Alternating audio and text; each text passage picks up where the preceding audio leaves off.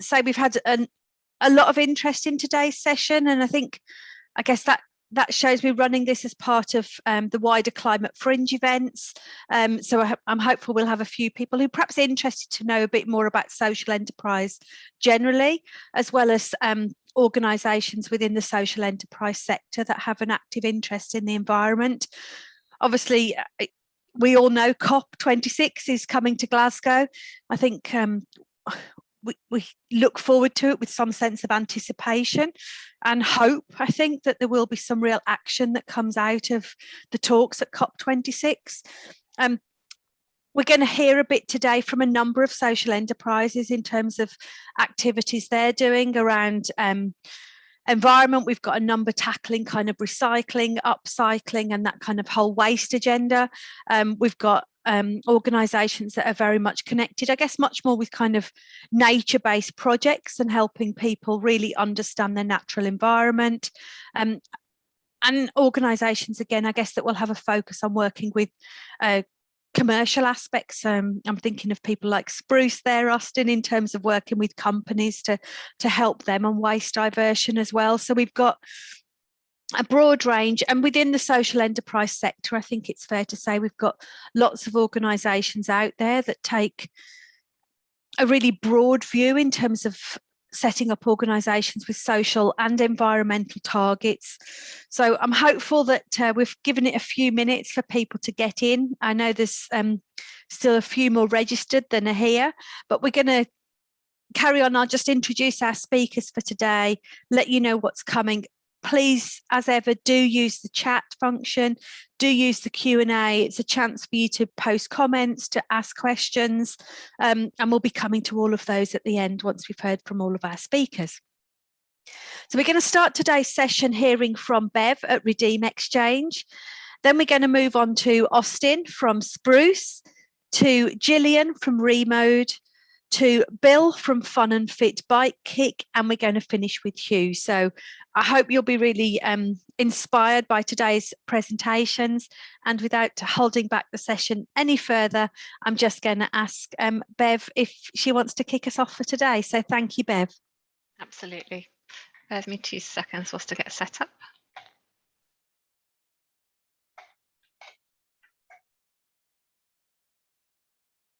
Okay, just double check that's come through okay for you. We can just see your notes at the moment as well, Bev, so. Hold on.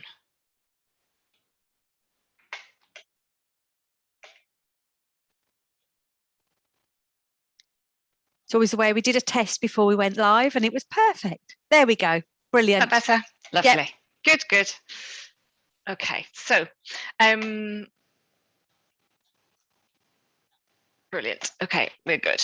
So thank you very much to Social Enterprise Scotland for inviting me to share thoughts today on the role of social enterprise and the climate emergency, and for the opportunity to tell you a little more about our role in that at Redeem Exchange. So I'm Bev Knight. I manage the Redeem Exchange initiative launched by TradeRight International. We're a social enterprise whose focus is very much on doing better, and that's better for people and better for our planet. Personally, I've worked within the environmental capacity for just over a year. I hold my hands up. I've no relevant qualifications in this, but I do have an absolute passion to be part of the change needed. And I've become completely immersed in considering the potential impact we as individuals, employers, employees, volunteers, everybody who's involved can make using fairly simple methods. And that's all it takes.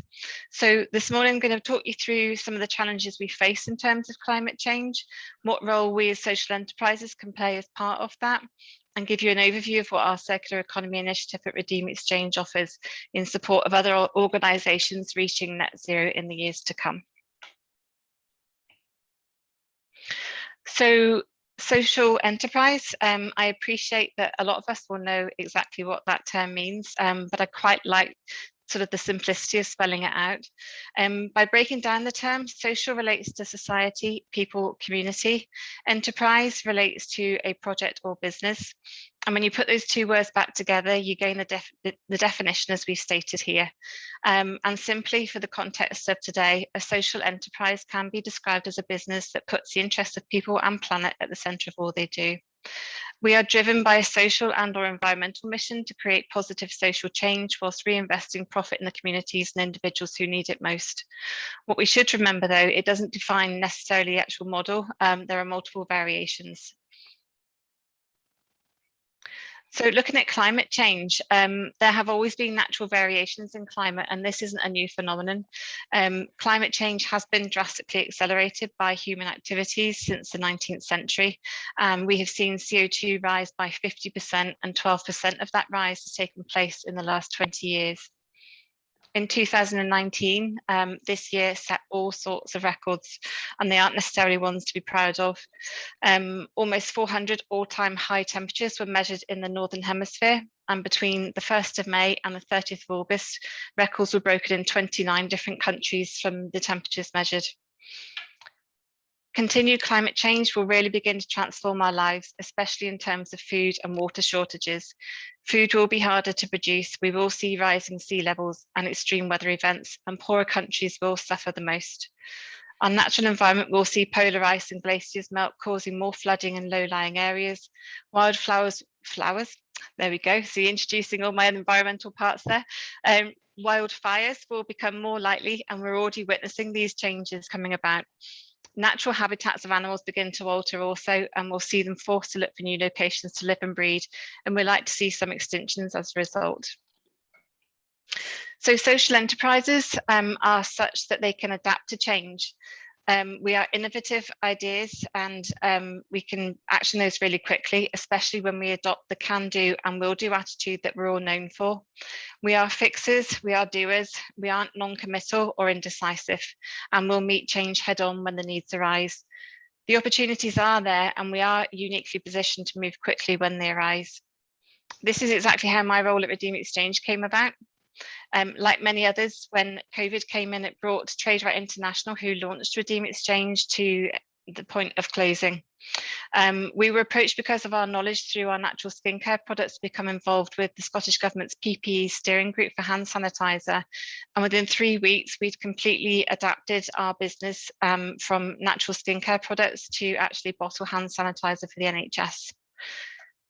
Following the scarcity of bottles and closures and the realisation we might not be able to get sanitizer to our emergency services, we began discussions around beginning to reuse the plastic bottles already in circulation, and really to ensure a plentiful supply. We've since delivered a pilot within NHS Greater Glasgow and Clyde, and are now planning with NSS and the remaining health boards to roll this programme out across Scotland. We are also in conversations with other public and private organisations to deliver the same service outside the healthcare sector, including the Scottish Prison Service. Our scalability plan is to create a network of social enterprise hubs where we can replicate the model we have in Greenock and provide the same green job opportunities for more people. So Redeem Exchange, we are a circular economy approach to provide a solution relating to plastic hand sanitizer and soap bottles. And we offer a simple collect, wash, refill and return service. We estimate we can divert a plastic bottle from going to landfill and extend its life cycle by up to 50 times. And the bottles we encourage people to view now as a financial asset. They own it, we care for it, and in simple terms, those using Redeem Exchange are only paying for the refill. This in turn helps to reduce plastic waste, and we're creating sustainable green jobs for those living in areas of deprivation and creating a better, more sustainable future for our generations to come. We at TradeRight International are endorsed as a supported business, and we're able to offer those in recovery or with an offending background or long-term unemployed opportunities to gain work-based skills in a safe learning environment. And these individuals help us to reduce the impact of carbon emissions, one-use plastic and the overall environmental impact of plastic waste as we put our efforts into tackling the climate emergency. To give you an idea of potential impact, and having made some calculations that we've based on health boards' usage of sanitizer and soap products in 2019 to 2020, we could potentially be reducing their carbon footprint from 69.4 tonnes to 6.7, which is a saving over 90%. We could also help them reduce outgoing costs by 56,000, and that's simply by using the Redeem Exchange service. So I think it's an important question to ask, why would we not be doing more like this when we see these numbers as results?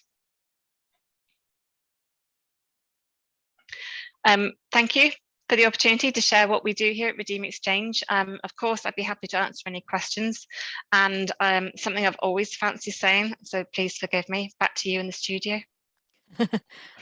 Thank you, Bev. At the studio, it's quite fancy. The spare bedroom, but one day maybe we'll have a nice studio ourselves.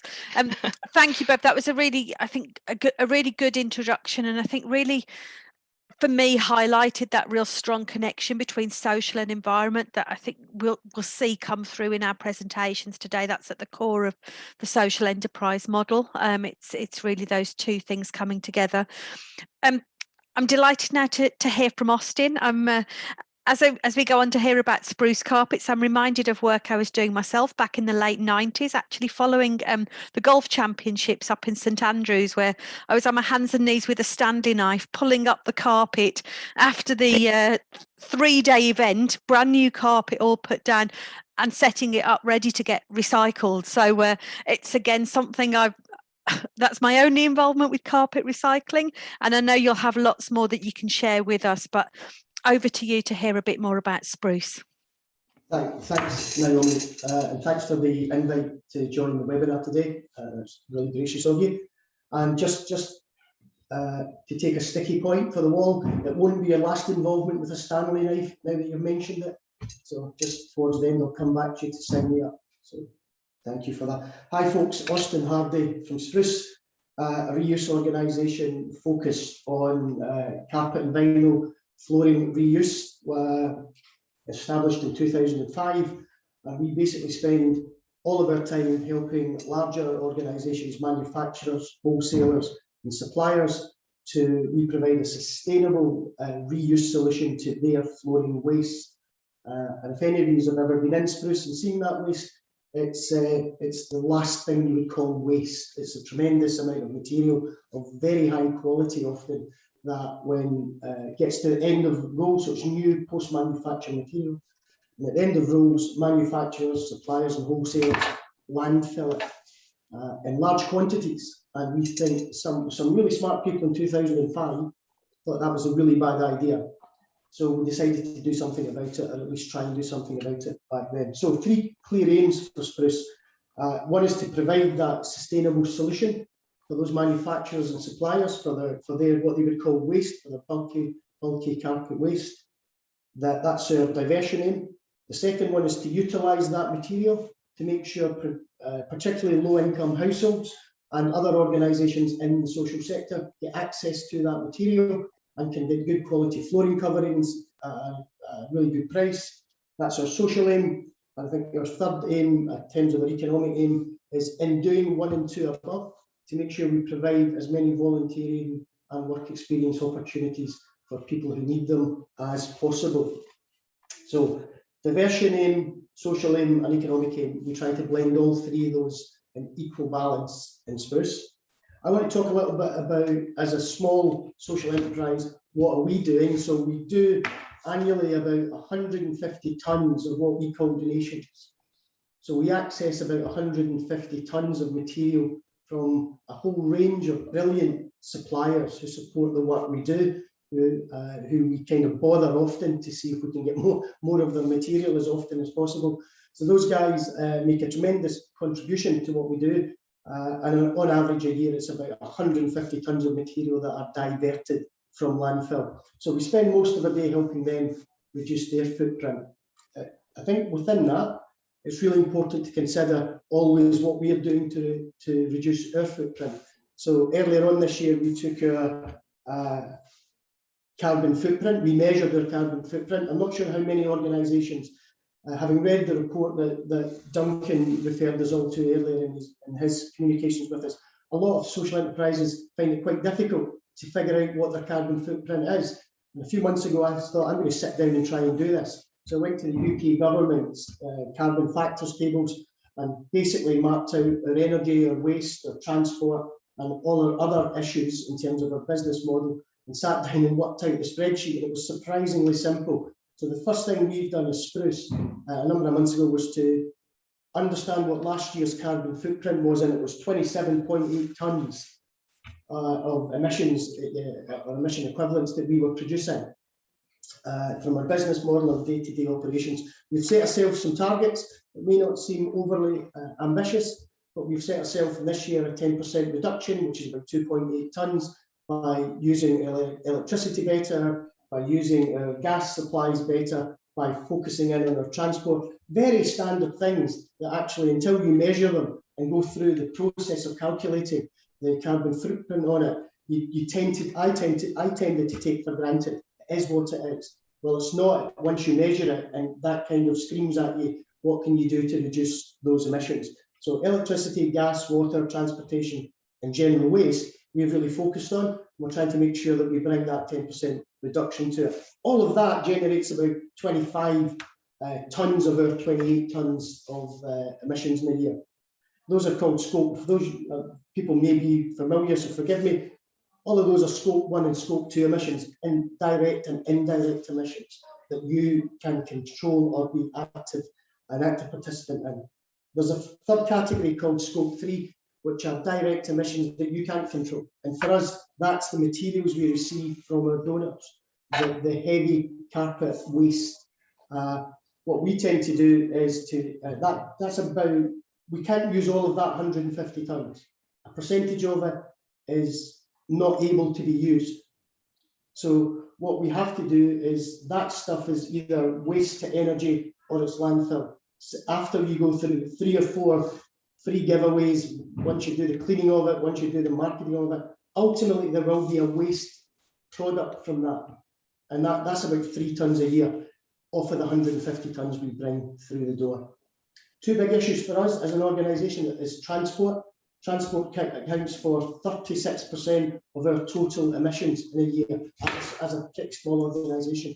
That's 3.5 tonne vans running about the city all day long, every day, doing the carpet reuse work, the collection, the drop-off of fitting carpets for our customers. That's a lot when you take the fuel consumption and driving 3.5 tonne vans all around the city. Our aim is to look at, every single day we do route planning to try and reduce fuel consumption, and that helps to reduce our costs. And it's really important to us to make sure we focus on that, reducing that transportation emission. The second issue we have in Spruce, if anybody's ever been to Spruce, it's the only thing in Spruce older than me is the building. And the building is very, very, very, very old. It's not insulated. About 90% of it is no insulation, and therefore at times, particularly in the winter, we're burning through a lot more energy just to keep a basic level of heat in the building.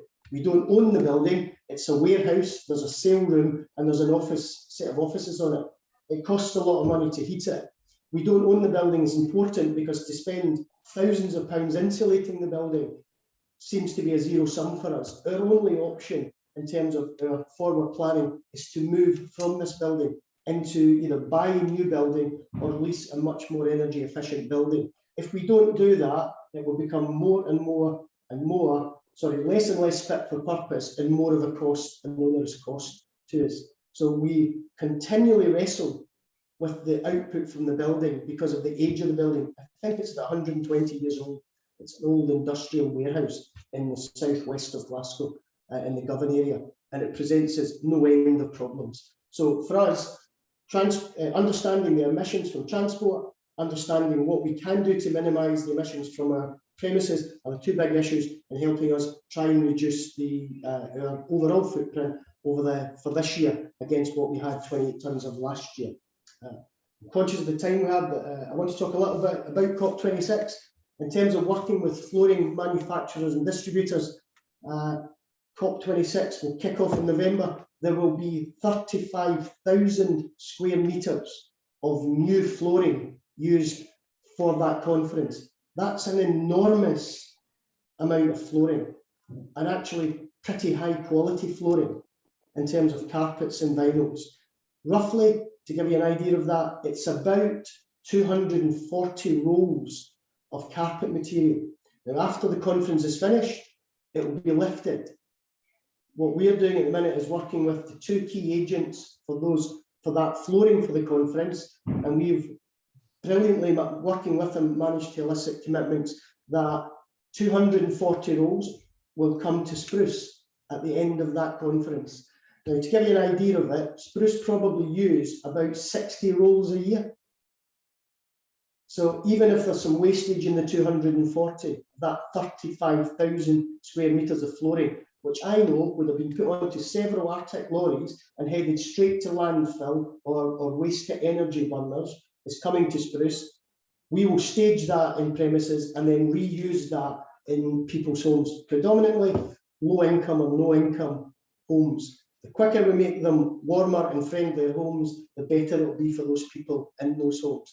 So we've got a tremendous opportunity. There'll be a lot of issues coming out of COP26, not necessarily about the agreements that are made or the agreements that are broken or re-established, but there's always a legacy from these types of conferences, a legacy around the footprint.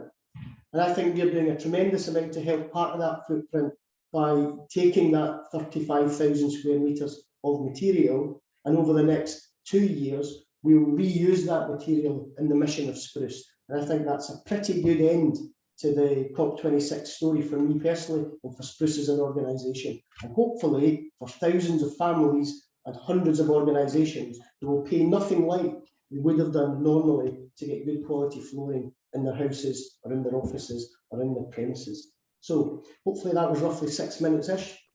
Thanks a lot for listening. Thank you, Austin. You picked up, I think, on a few challenges there, particularly around building refit, and we might come back to that. I think that's it's really interesting, and I can already see conversations in the chat asking you about how you went around kind of measuring your carbon footprint. So I guess we'll come back to difficulty, Naomi, with great difficulty. Well, ultimately, it became much easier. It became much easier. Yeah, and I'm hopeful that we're going to start to see much more easy tools for organisations to really be able to utilise, and lots more support to help organisations understand that moving forwards. I think they're going to be some of the real outputs from COP that will end up affecting lots of organisations in our sector. But I know we'll probably come back to that in terms of any tips and advice you've got. I saw myself getting the Stanley knife ready as you talked about all the carpet at COP as well. It's an enormous amount. And, you know, that challenge, I think, between the kind of the new and the consumerism agenda and the reuse agenda and how they come together. I think we've always said recycling is brilliant, and it's great to hear about all of that going to help people who need access to those materials. And yet we're also questioning that kind of sense of, it seems crazy that we have it all put down new all at the same time too. So it's a really interesting conversation, I think, when we start looking at waste. COP, it's not the only, we seem to have quite a strong waste focus. It's not a bias. I think it's just something that really affects all of us. And I know Gillian's going to talk a little bit about kind of the sustainable fashion approach. And again, I was only hearing, I think I had the television on as I had my breakfast this morning, and more conversations again around kind of, I think it was a Friends of the Earth protester in France that hit the catwalk overnight. That's an interesting clip, but people very much focused on that kind of fast fashion agenda. So Gillian, I know this is kind of an area you work in, so I'm not going to talk about it. I'm going to hand over and let you talk about that. Hello, I'm just going to share my screen now. Can everybody see that? That's perfect, Gillian. Okay, hopefully this will all work well. So, hello, yes, I'm Gillian and I'm from ReMode. I'm creative director there. And we're a community interest company, a budding social enterprise, and our focus is on clothing and textiles, which is a not insubstantial aspect of the climate breakdown problem. And it's second only to the oil and petrol industry in terms of its emissions. We are a shop based in Paisley where you can bring your discarded clothes, and those can be exchanged for tokens for which you can buy our beautifully embroidered and adapted remoded garments or our second-hand vintage garments on the rails. We're also an extensive education programme where we're building practical skills and building the awareness of climate issues across the general public. And I think that's a really important aspect of what we do as a budding social enterprise. Alongside this, of equal importance is that we're developing research into sustainable textiles. And if I can just take this out of the way, and we run a broad volunteer program. And from that program, we're expecting people to come into that and then leave with a much greater understanding of whatever they're doing and the link to climate breakdown. And that talks a lot about resources. Right, I can just go to the next one. Okay, so in our last year, it's about what we in discarded, putting that away and workshops as a valuable resource. And I think social enterprise,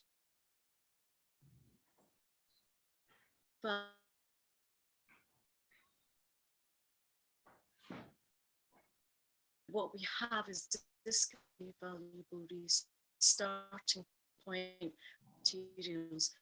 So we all directly engaged over 1,000 educators through that awareness of climate breakdown is and the effect of clothes and the impact within the volunteer.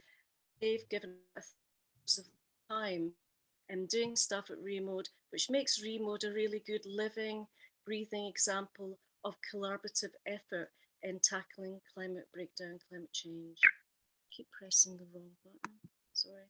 Okay, so we're really keen on plurality of involvement. So that means broadening the conversation across our communities beyond the usual demographic of folk that you might expect it to be involved in a conversation around climate breakdown.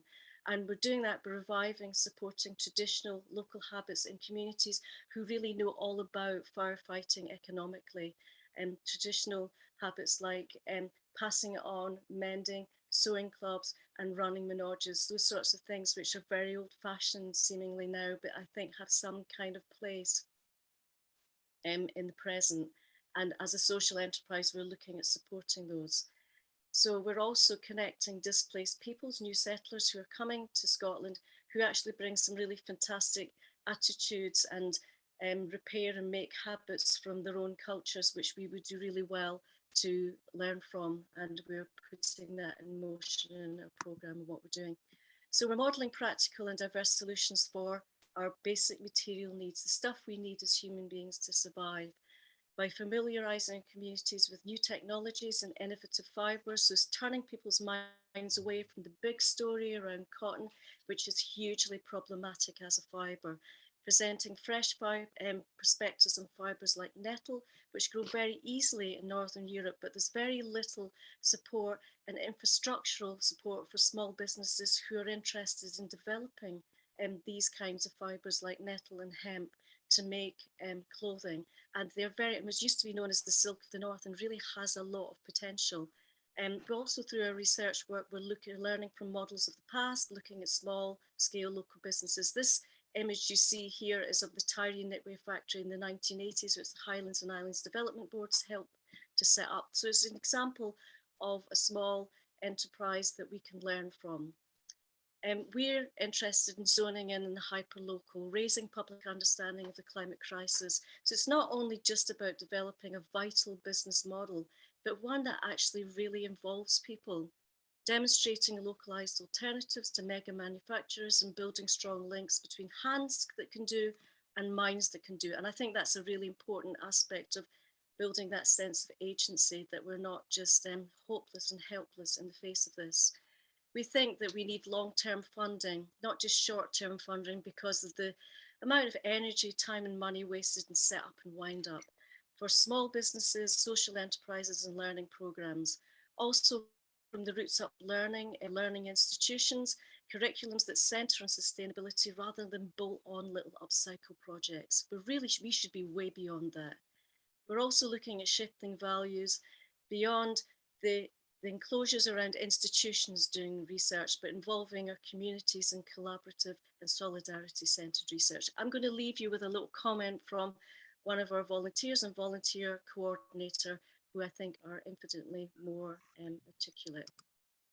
being able to come into a space like ReMode and again meet these kind of like-minded people and have these conversations, you can't help but see the positives. They were just so inspiring, like unbelievable. Yeah, after like attending, you know, I just felt quite excited at the idea of making solutions when it comes to waste and sustainability. Whereas before, like it, you know, it's such a tricky topic. It can be a bit overwhelming and it can seem too much to deal with. But yeah, these talks at ReMode, they made us excited about the future, I think, and what can be done. Okay, so I hope this will take me to my final slide. Thank you very much for listening. Please come and see us. I can tell you a lot more about what we're doing as a budding social enterprise and how we're doing it. And that's my contact details. Thank you. Thank you so much, Gillian. I was really interested by some of your comments around looking at textiles as well at that design stage in terms of materials. And I think, you know, we, having worked in waste or around the waste sector for a long time, it's very much a focus on what happens once we no longer need it. But actually, I think we're starting to see with things like the right to repair bill coming through in terms of electronics, but maybe with clothing as well, that emphasis on looking at things at a design stage, perhaps so there's less plastic fibre in clothes, and really getting that moving means that actually recycling afterwards is easier, as well as the sustainability at the start. So really interested to pick up on that point as well. So thank you very much for that. I feel like this whole session's full of things I love. We're about fun and fit bikes, Kit, next with Bill, and I spent a long time on my bicycle on a little trip around the world on my bike. So I love my bike, and you certainly can be fun on a bike. And I was once fit on my bike, something I need to get back to. But I'm really pleased to welcome Bill to our session today, and hearing much more about fun and fit bike kick as well. So over to you, Bill. Yeah, hi everybody. So yeah, fun and fit bike. When I retired a couple of years ago, I was an active cyclist. I was interested in keeping fit, but I didn't want to really retire. I wanted to still do something. So I went back and designed the original smoothie bike, put some more bells and whistles on it so that we could take it around to places and encourage people of all ages to improve their health and well-being. And that's what we do. I do it very well. It's very popular in schools. We started moving into the kind of corporate space as well, doing health and well-being days for companies. And then obviously it got sidelined a bit with COVID. So we've been doing some other things during that period. But one of the things that we were starting to get into was looking at how our bikes could deliver experiences, initially for young people, around explaining to them about renewable energy and the purpose and benefits of using a bicycle instead of going in a car, or instead of sitting in their room and playing on a PlayStation and causing, you know, additional contributions to damage to the climate. And it was kind of a bit sort of clunky at first. We rigged up the bike. Typically the bike has a food blender on the front where we use that to make all sorts of drinks. So we took the blender off, and we put in a sort of little generator, if you like. So for those of you who are old enough to know, you used to get a dynamo on a bike that ran off your front tire, and you could generate electricity to power your lights. And so we created a thing like that, and we gave kids a little exercise to make up a light box. I'll show you a photograph in a minute. And generally they had the opportunity to make a message, put it on the light box, then plug it into the bike, power the bike, and from there they could see how the energy from the bike would illuminate the light box. We then built a little mini wind turbine, which got the notice of Scottish Power, and they commissioned a couple of bikes from us in their own branding, which I believe that they're going to use at COP26 to do a little kind of demonstration for visitors. We're just giving them some advice on the background to that just now. So, you know, going from the general health and well-being part of it, I also thought that people trying to get an interest in the environment, the climate, would be a good thing for us to advocate and to evangelise. So that's what we've been doing. And today's seminar, I guess, what are social enterprises can do to combat the climate emergency in the context of COP26. And our view, and we did a little blog on this, is that there's an opportunity for everyone. Many social enterprises and third sector organisations, as the research that Duncan put out explains, they find it difficult to get enough time to deal with their environmental policies and the things that they should be doing about measuring their carbon footprint. And that's understandable. We're coming off the back of this terrible pandemic. People have been trying to focus on just keeping their operations going and delivering their core services. But I think that we can all, we all can make a contribution, and it's about individuals making an effort as well within their organisations and within charities and within social enterprises to do more. Because personally, I feel when you look at the media and you watch what's going on, there's a great amount of focus on what governments are doing and what large corporations are doing. And of course, that's correct. But we all still need to be advocates of tackling the climate crisis. And we all need to get out there and try and encourage other people. I'm not going to get into the debate about some of the activist campaigns that go on that can be viewed as a bit disruptive. I'm just talking about generally about people evangelizing what we can all do, because I think that there's definitely a sort of inertia amongst society about everyone thinks that it's up to government and it's up to large corporations to take responsibility for fixing the climate, when we all really can do at a very simple level our bits as well.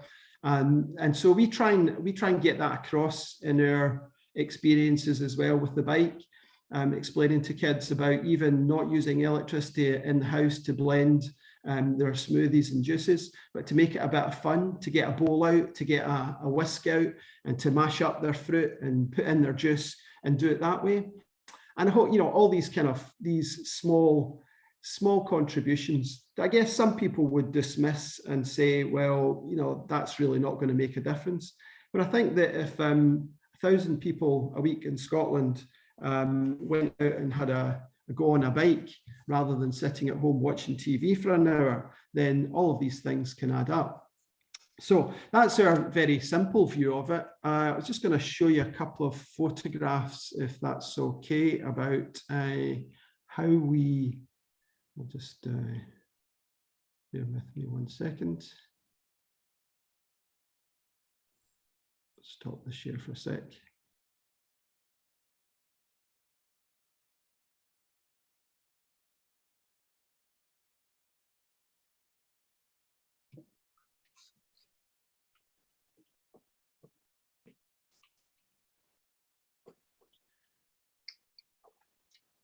Okay, you should be able to see a photograph of a couple of kids with one of the light boxes that we produced. And I'm just going to move this out of the way and set a little quick slideshow just to finish off, just to show you some of the images of the work that we do with young people and companies. It's great fun, all the way through from just people having a bit of exercise, learning about the importance of fitness and looking after their body, about the importance of eating well. Some of the experiences that we have where we see kids in schools and you hear about, we have a sort of Q&A about the diets and things like that. And there's a lot of work to be done there in encouraging kids to eat more fruits and helping kids who come from more disadvantaged backgrounds or are caught in the achievement gap to be helped with their diet. So that's it really from me. Happy as always to tell people more about what we do. It's a fun thing. It's great in schools, great in companies, great for team building. Lots of social enterprises have asked us about doing sessions with them once we're fully back up and running, which we're hopefully going to do. So and I hope that the audience has found that useful. Thank you, Bill. There's a few things that struck me as you were speaking. I mean, that sense that I think we can all feel as individuals that the difference we make is quite small, yet if we are all able to make those differences, it does add up. And I think there's a great, and it's a very old quote, I think, that Anita Roddick once made about if you think you're too small to make an impact, remember the mosquito. So, you know, I think there's something about that collective action point that's really valuable. And I was also reflecting as you spoke, thinking very much, and I think it leads into our last speaker, which is Hugh, but you know, this is we tend to kind of compartmentalize things sometimes, and I think I've already spoken about kind of a little bit about how social enterprises, I guess, cover environmental and social, but I think you touched on, you know, the need to get everyone involved in taking action, and I think that the great role social enterprises play here from across a variety of communities, and the role that they can have in terms of getting everyone involved in the climate agenda is really powerful for us as a sector. And the other thought I had as you were just speaking, I guess, in the connection with health, and I guess this is where I think very much about moving into Hugh's talk, is, you know, health and environment are so connected, whether that's purity of the air around us, or whether it's simply that understanding of that green environment. So that getting out in nature, and it's quite interesting, I think, in the last year that I hope people have got out more in nature a little bit, in terms of the restrictions COVID have given us, have also opened up our worlds more locally too. So I know, Hugh, you'll probably touch on that kind of the importance of nature to us in terms of health and that broader environment agenda. So I'm going to perhaps ask Bill, have we got more photos, or are we through? Yeah, no, I'm good. I'm ready. Cool. No, it's great. I'm loving the witch at the end, and the growl. Perfect to finish on. So I'm going to just hand over straight to Hugh, and then we'll come back to questions. There's been quite a lot of chat as we've gone through. So over to you, Hugh. Oh, brilliant. So thanks for inviting me. I'm Hugh Asher from Darach Social Croft. We're a working croft on the Ardnamurchan Peninsula in the Western Highlands. We're about 25 miles southwest of Fort William. So around our croft, we have lots and lots of really low quality grazing, so it's not the greatest place for raising animals, but what we do have is lots of tranquility, lots of beautiful views in nature. The croft itself is just above the Arundel Oak Woods, which is a remnant of the ancient Atlantic Oak Woods. So today I'm going to talk about our model of social crofting, where we blend therapeutic approaches, including working with animals, trees and plants, nature-based craft activities, and particularly nature connection practices such as forest bathing. So my talk today is really going to have a focus on nature connection and pro-environmental behaviours and the relationship between the two. As a social enterprise, you know, lots of our activities are based outside. We spend a lot of time outside, where we try to make use of nature as a resource. So we're, you know, really quite keen to maintain nature and the natural environment. So today I'm going to talk about two ways we do this, how they're environmentally beneficial and how I think they contribute to countering the climate change emergency that we're experiencing. So social crofting might not be something that you're particularly familiar with. So a social croft, you might call it a care croft. It's like a social farm or a care farm. So we're a working croft, and we offer activities to visitors, as we call them, rather than service users, which are aimed at providing social support or improving social, psychological and emotional functioning. So social crofting is often defined really as the therapeutic use of farming or crofting practices. So it's a really hands-on approach that combines being in nature, being part of a social group, and taking part in meaningful croft-based agricultural and horticultural activities. One of the other things that I'm particularly interested in is sort of nature mindfulness and things. And I'm also a certified forest bathing guide. And so I use the temperate rainforest that the croft borders quite a lot in this. So forest bathing is a practice of walking slowly and leisurely through predominantly through woods or forests. It can be done down on the beach, but it's usually about inhaling the forest air, immersing yourself in the natural environment, and mindfully using all your senses. So opening them to the forest atmosphere and sort of fostering an emotional connection to the landscape and the environment. It's sometimes referred to as Shinrin-yoku, and it has its origins in Japan in the early 1980s, and it was developed as a response to high levels of work-related stress and illness. And forest bathing is often described as being a nature connection practice, and really much of the wider work that we do on the Croft has a focus on nature connection. So I was going to talk a bit about sort of what nature connection is. It's a term that's often used in relation to several quite important concepts. So it can be viewed as an individual's sense of their relationship with the natural world. It could be termed viewed as actively engaging with nature through our senses and immersing ourselves in our natural surroundings. And it can also be seen as the mental, physical and emotional benefits that people often feel as a consequence of spending time in nature. And I think nature connectedness is important for two primary reasons, really. One are these mental, physical and emotional benefits that are often found. So there's been shown to be a significant correlation between nature connectedness and both psychological and social well-being. And nature connectedness in this way has been shown to be associated with greater feelings of autonomy, of personal growth, of purpose in life. People with high levels of nature connection often feel lower levels of anxiety, depression and stress, have an increased attention span, and it tends to improve cognitive functioning. And this can be helpful in combating eco-anxiety experienced as a consequence of climate change.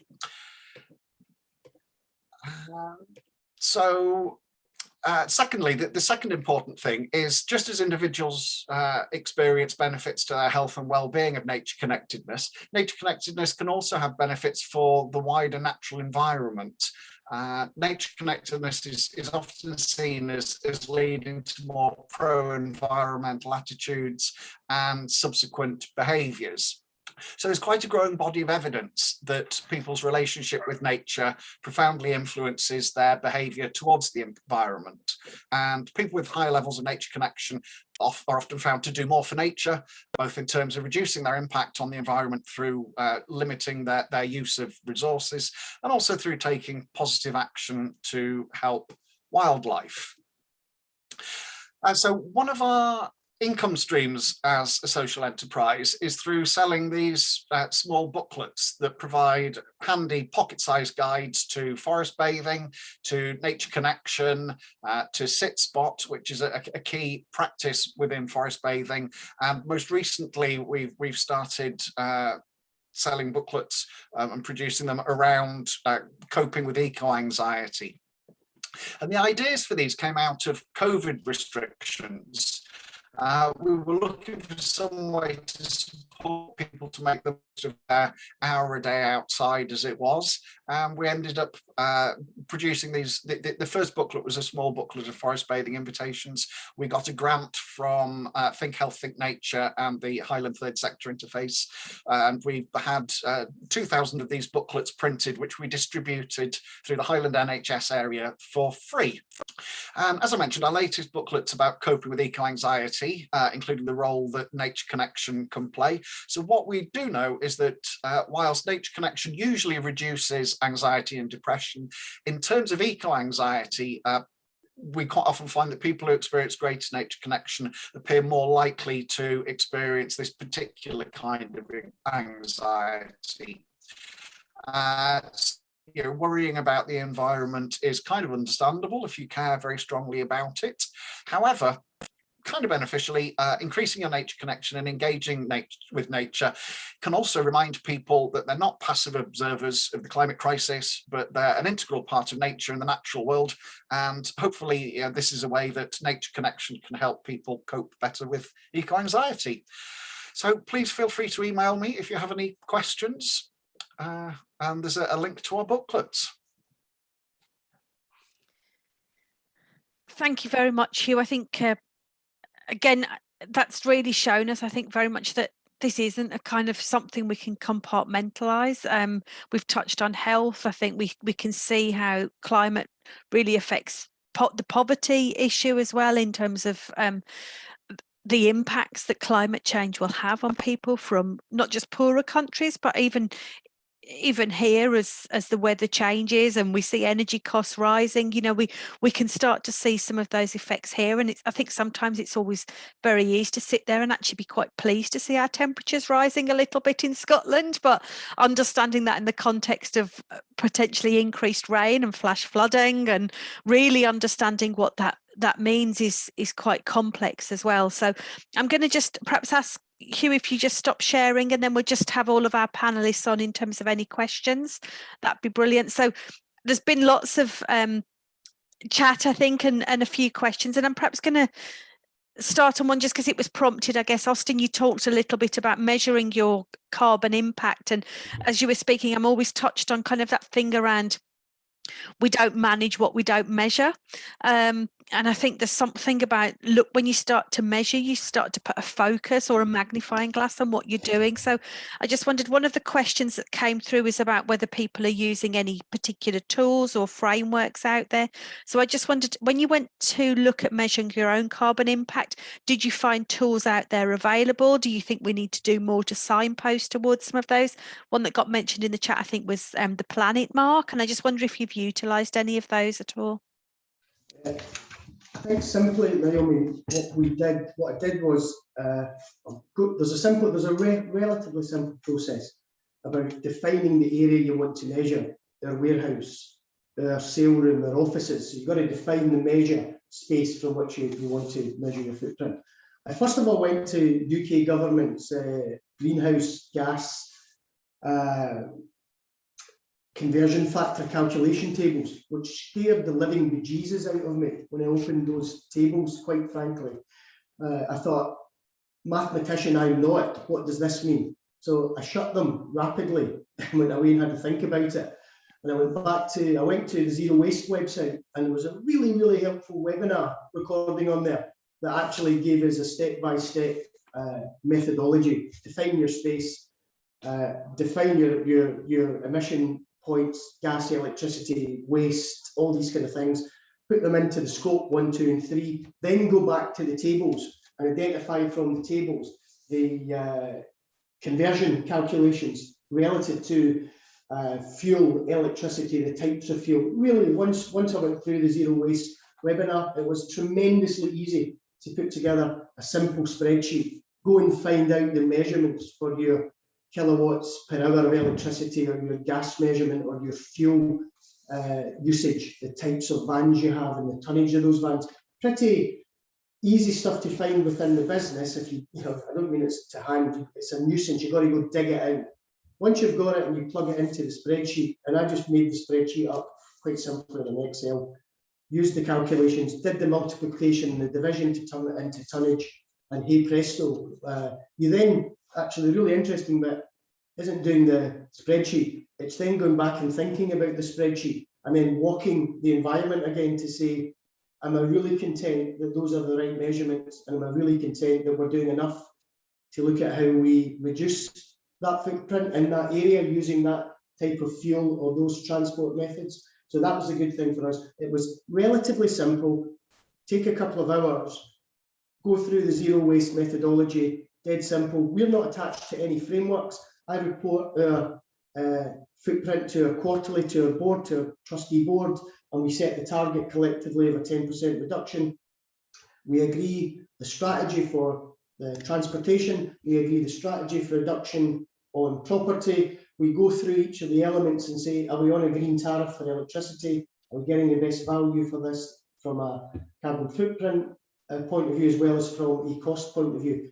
We go through each of those in a rather kind of at times long conversation, but ultimately it's based on a fairly simple spreadsheet, which UK government provide the greenhouse gas conversion factors that allows you to do the calculation. But honestly, when you first open those spreadsheets, you think, oh my gosh, what is this all about? but it's ultimately very simple, just to pick out the right conversion factor to do your multiplication against your usage. That's a rather long-winded answer. I'm sorry, but it's a simple. That's okay. I mean,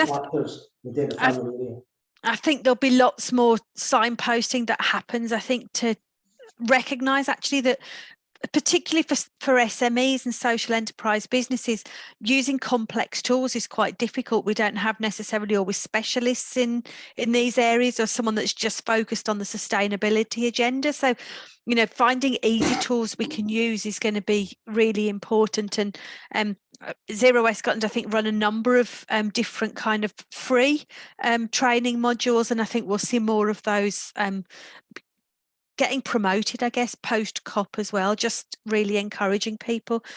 I wanted to perhaps come back to Bev, because I feel like we've not heard from you for a while, Bev, given you started our session today. And you obviously spoke a bit about kind of how you work with the NHS, and I'm really interested in terms of just perhaps a quick perspective on how you think your approach to environment and net zero is really important in terms of trading and winning contracts with people. And just, you know, I can see, particularly with public contracts, that it's going to become more and more important that people have net zero policies that they're able to demonstrate as part of tenders. And I just wondered if you could just say, how important was the environment, and how critical do you think it was to help you win business, as well as just obviously providing the products people want as well? Yeah, it's massively important, I think. One of the conversations I have when talking to people is actually sanitizer is our selling commodity, I guess, but actually it's the environmental impact, the social impact, the economic impact. I know they're, like, you know, three sort of buzzwords as such, but they're the ones that really have the impact. And we have had conversations with people who are wanting to consider Redeem Exchange, and have asked, you know, what can we put into our tenders that would actually support you to do what you do at the same time as help us win the contract. So the environmental aspect is growing massively, and I think it's just going to continue, especially once we get to COP26 and beyond. No, thank you. I've often spoken when I've run other sessions about kind of order winners and order qualifiers. And for me, I kind of think, yeah, the provision of the hand sanitizers qualifier, that's what people want. But the order winners is all the stuff that sits around that beyond the product. So that might be quite a useful way if people are trying to understand how to really think about the broader environmental and social aspects around just their product or service as well. So and it's really about creating a story. You know, once you've got that story behind the actual sort of the commodity, then you just, yeah, it opens all doors for you. Definitely. I wanted to I'm going to ask this question perhaps to Gillian and to Bill, if I may, because I think I've already said, I think, you know, the social enterprise plays quite a strong and unique role in terms of those community connections, and it's not just about what we do directly, it's the indirect influence, hopefully, that we have on our communities as a result of the projects. And I wonder, Gillian, if you could talk a little bit in terms of, as people come in and start looking at the kind of the fashion side, do you think that impacts on some of their other actions, and what do you see as the kind of broader role? And perhaps, Bill, I'll ask you to focus particularly around the school children in terms of the impact that just this activity might have in terms of their broader economic impacts as well. So Gillian? Yeah, I guess, you know, that having a shop and being a space that looks and operates as a very nice space to come into is a really important aspect of what we do, because it's about those conversations, and we're constantly talking about how we pull out those conversations. And quite often people will come in and say, I don't really get this connection between clothing and the environment. What do you mean? And you just people kind of go out with this kind of bling, kind of light bulb has gone on. And I think that's incredibly important, because it is about individual conversations rather than maybe being kind of preached to, or yeah, in those sorts of terms. For example, you know, in schools, quite often kids are very good. If we take the healthy eating program, for example, they were very good at saying, oh yeah, we know what our 5 healthy options are, but then they'll leg it to the chip shop at lunchtime. So that's the kind of thing that we're trying to kind of counter in terms of a real experience of shopping, and also making sure that what we've got is viable, that it's something that people can afford, because we know that we're working particularly in communities who are economically challenged. So we really do look at, and quite often we get situations where people come in and buy from us and then go and flog it for a lot more money online. That's one of the big problems that we face, but we have to stick by what we're there to do, which is to engage and have that conversation. We think we are doing it, we're No, thank you. I mean, for me, it's that sense of getting everyone involved in climate, and I think making sure that we don't end up just with those that can afford it feeling like they can take environmental action. So I think it's so important. And there's, I mean, there've been a number of sustainable clothing brands around for a while, but they're quite expensive. So it's very much, it makes people feel utterly alienated, and no, that's not a conversation I can take part in, because I have to buy my kids' clothes from Primark. So I'm not part of that gang, and I think that's a really pernicious thing that we at ReMode, as a social enterprise, we have to tackle that as key to the business working. Yeah, no, thank you, Gillian. Bill, have you found just those impacts, I guess, the working particularly with people at a young age? Do you think just that creation of kind of fun activities has helped them make positive impacts? Have you got a great story you can share back with us? Yeah, well, it's for sure that some of the stories are great. Some of them are perhaps a bit more poignant, and I actually share quite a lot of the comments that Gillian just made there. I think a lot of people don't realise how many children in this country are really disadvantaged and are living in environments where you know, you see they're either in poverty or they're bordering very close to it. Without going into the politics of that, but it's very visible in a lot of schools. A lot of schools do great in this country in terms of the steps that they've taken to provide nutrition for children, both in breakfast clubs and in school meals and free school meals, and their education of kids around the importance of health and well-being. But the difficulty comes just in what you're saying there about these kind of brands that are recycle clothing or upscale clothing, but they can be quite expensive. A lot of the things that come across my field of vision fall into that category. So a couple of examples. When we first started going into schools, we would talk about fresh fruit and how, you know, you would use fresh fruit at home. And very quickly realised actually that a lot of kids don't actually have access to fresh fruit at home. And beyond an apple and an orange, some kids don't even know what certain fruits are. And that's a real tragedy in our country. I mean, it's really shocking and it's heartbreaking in many ways. So we then started talking about things like tin fruit and frozen fruit, to make sure that kids understood that those things were just equally applicable when they were at home if they wanted to make you know, healthy drinks, smoothies or juices or whatever, and we were introducing the fun element to it. So that was one point. On the actual cycling as well, and we don't want to put a downer on this, but I think it's important that people do realise, you know, what's going on out there. So when we talk also during our sessions with children in schools, we ask them, we do a Q&A about what kind of things they do to keep themselves fit and healthy. And you get the usual ones: football, rugby, gymnastics, things like that. Not a huge amount of kids mention cycling. And often when you then introduce that into the conversation, some will say, yeah, I've got a bike. You get a lot of kids, particularly again in areas of deprivation, where it's a school that's in that kind of environment. A lot of kids will say, don't have a bike, my bike's broken, my dad told me he was going to come round and fix my bike, but he never did it. One case, and just to drive home this point, one kid told us that the mum had sold their bike on eBay. So these are the kind of things that you're up against. On a more positive note though, you know, rather than us just dwelling on that, what we did was we then started kind of like adjusting our experiences to explain, you know, the things about tin fruit and frozen fruit, but also we got involved with another cycling organisation, a cycling charity, to try and work out situations where they could help kids at school either get a bike or get their bike fixed, because some schools, I think there's a scheme just now where you can bring your bike to school and you can, sometimes they'll have technical days where they can fix them. But often, how does a kid get a bike to school when it's not working in the first place? And if they don't have a parent that has a car, or they don't have any way of transporting it.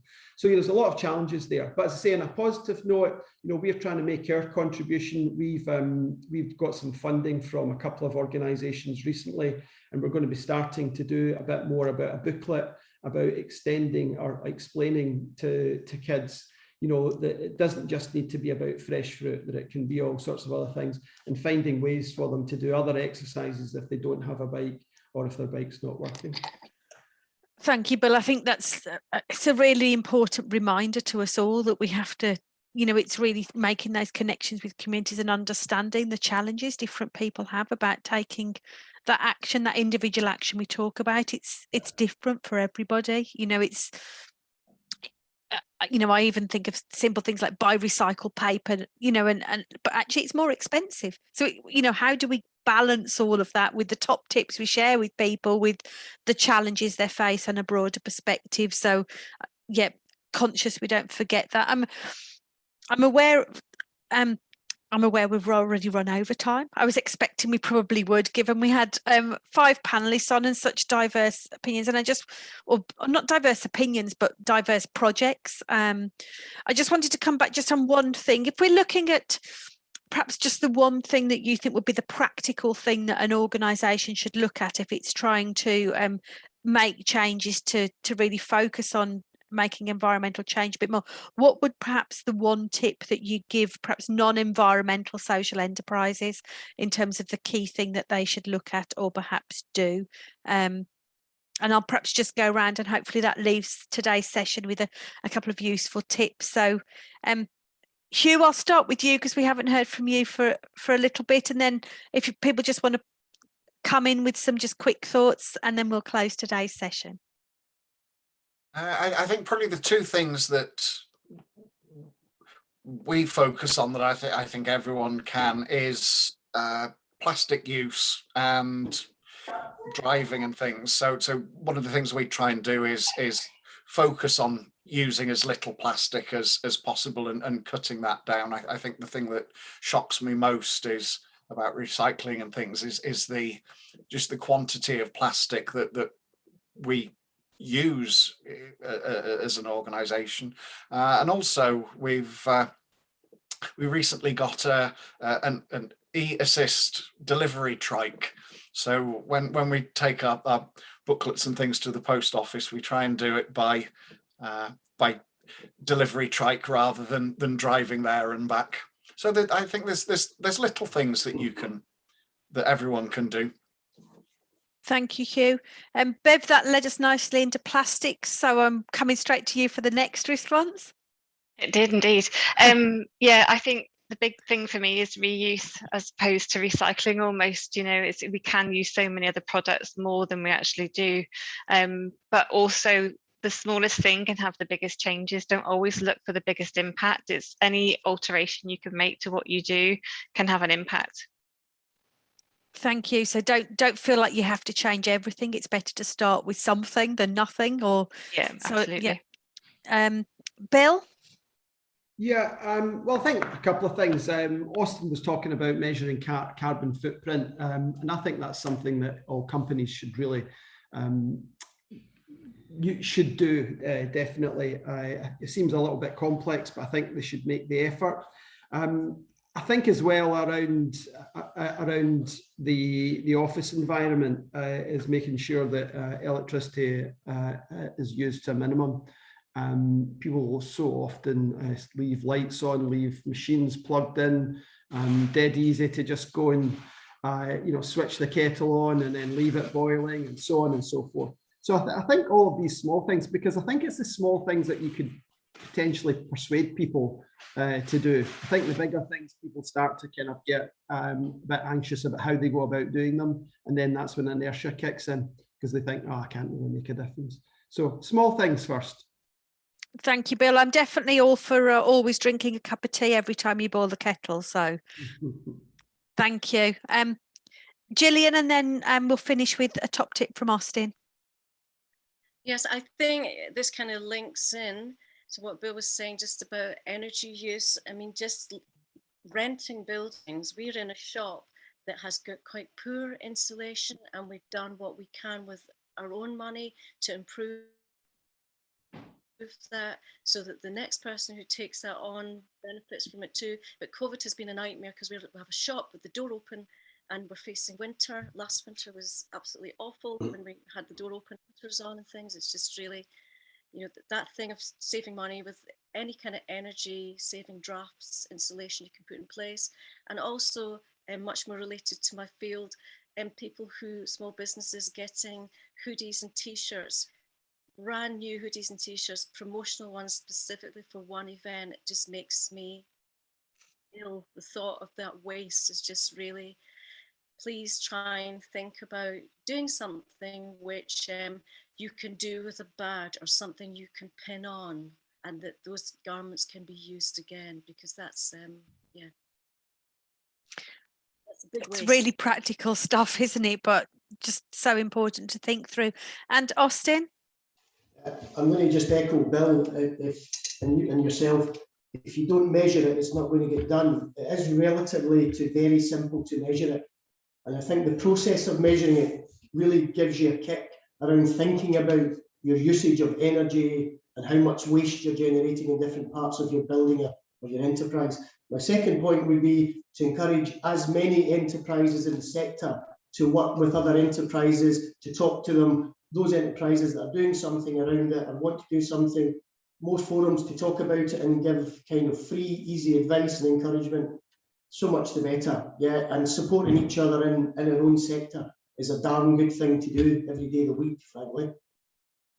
Thank you, Austin. We're big advocates of collaboration and encouraging organisations to work together. So, you know, I think the great thing of the sector we all work in is we've got people who have experience in different fields, and they're generally not frightened or don't worry about being asked questions. So use that network. If you're not sure, use the network to get bits of tips and advice. I just wanted to finish today's session just with a big thank you to all of our presenters. I started by saying this is something I'm really passionate about as an individual. Really hopeful that we see some of the positive change that we need coming out of COP, and I think that sense of we all really hope that people will start seeing climate as the emergency it needs to be treated as. Moving forwards, but think about those small steps and think about the little things that you can all do moving forwards. There are all small changes we can all make that shouldn't cost us money. They might even save us money. So really do think about those for your organisation.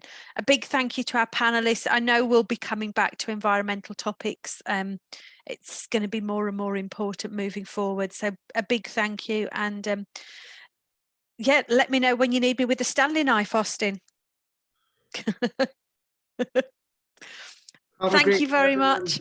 Have a great day, everyone. Yeah, take care. Thank you. Thank you. Bye.